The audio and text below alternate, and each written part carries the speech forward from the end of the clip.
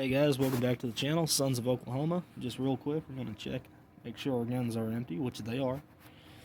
Today I thought I'd go over a cool little pawn shop find I just recently went out and got.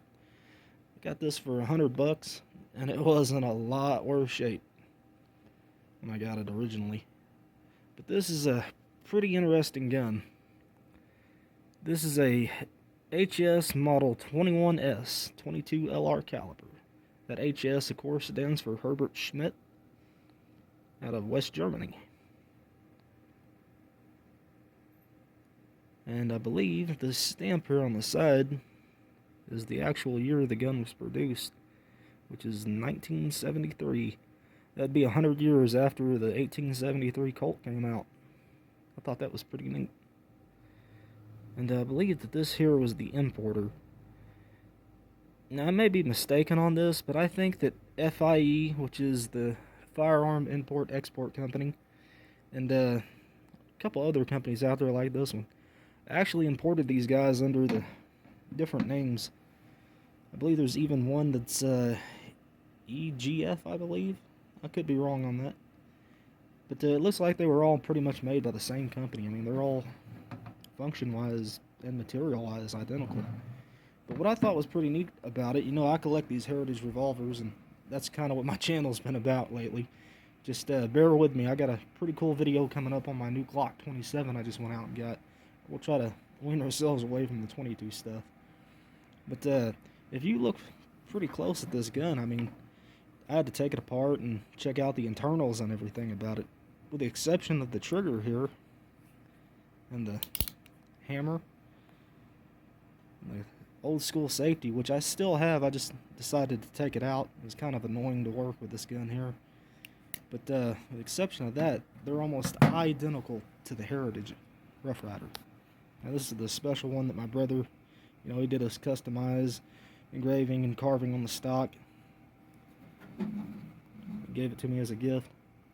But with the exception of the safety, you know, and the trigger, I mean, the features and internals of these guns are pretty much identical.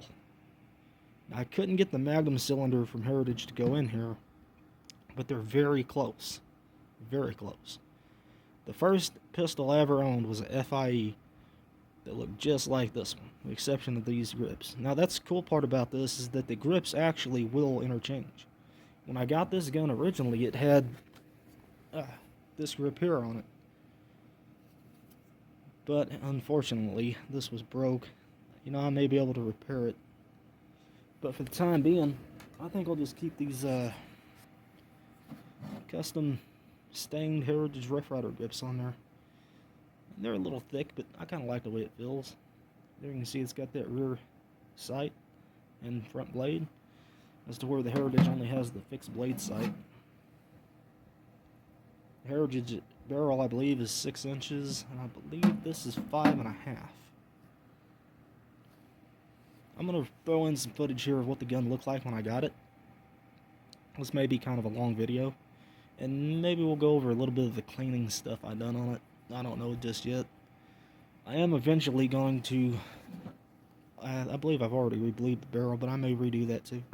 But I couldn't find that Birchwood KC's super glue, and that's what I really want to use on this cylinder to touch it up and make it look all nice again. But I've gone to 2 different Walmarts and neither one of them had it. I don't know what the deal is on that. But yeah, I just thought I'd show you guys what I'm up to. Maybe we'll get out to the range and do a couple of videos.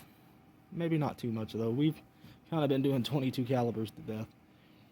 I think I'm gonna see what the Glock's all about. In the coming up video, actually, I'm going to be testing out with the Glock this new ammo. I believe this is a Ruger 40 Smith & Wesson, but it's by this Polycase company. I'm kind of curious to see what these bullets do. They're really unique. They got a weird twist. I don't know how you'd say that. Fluting style to the tip of the bullet. Not only that, they're made out of a copper / polymer composite, not like the traditional hollow points or lead round nose bullets, or even full metal jackets. See if I can get one of them out of here. Yeah, there we go. Anyway, that's what they look like.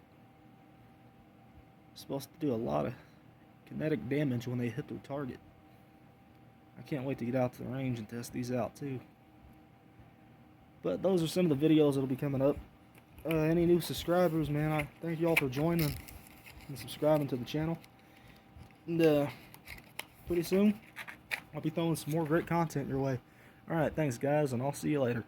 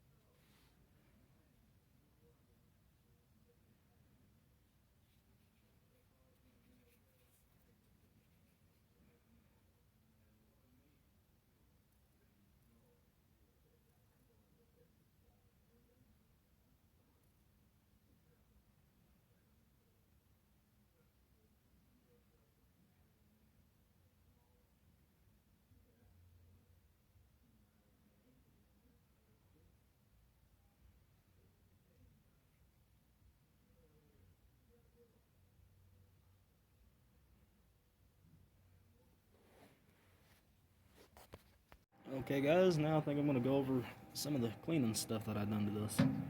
Like I said before, earlier in the video, we are definitely... Uh-oh. Look at that. See, that's why you always want to check. Now, I actually did that on purpose. What I want to show you is that I actually took this ejector rod.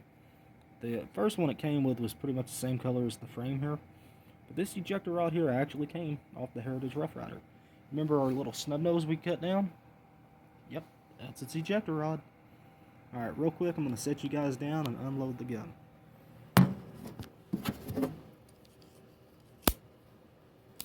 That's why you always want to check your gun no matter how many times you think that you have, unloaded it or check it. Just always check it and recheck it just to be safe. You don't want an unfortunate accident that happens when I'm getting it.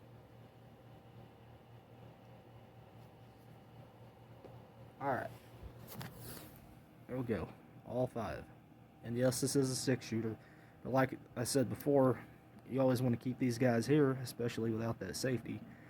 Keep an empty chamber underneath your hammer, because you don't want anything hitting the back of this to set that round off. That's how cowboys ended up with a few less toes than what they came into this world with by not doing that. Alrighty. Now let's go over, and again we're going to check and make sure.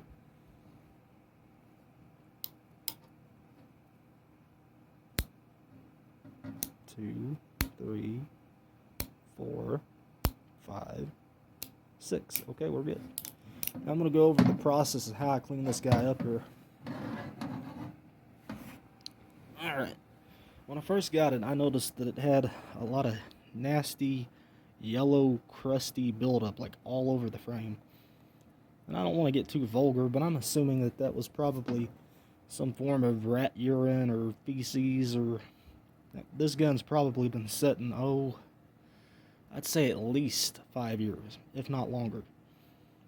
It only cost me $100 because it was in such rough shape.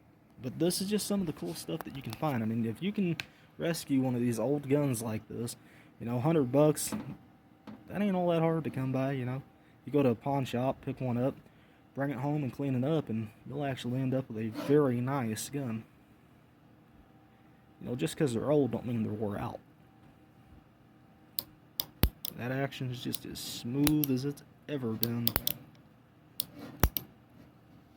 And, I'm not knocking Heritage, but I actually think that these West German made guns are just a little bit better. Maybe it's the internals, maybe it's the attention to detail they put into them, but I think that they'll last longer. I mean, there are some heritages, though, that I've come across, like our 22 Magnum. Its action is just as smooth as can be. And, yeah, and then the quality kind of dropped between it and the snub nose. I mean, I bought the snub nose new. The Magnum's probably a good 5 years older than it.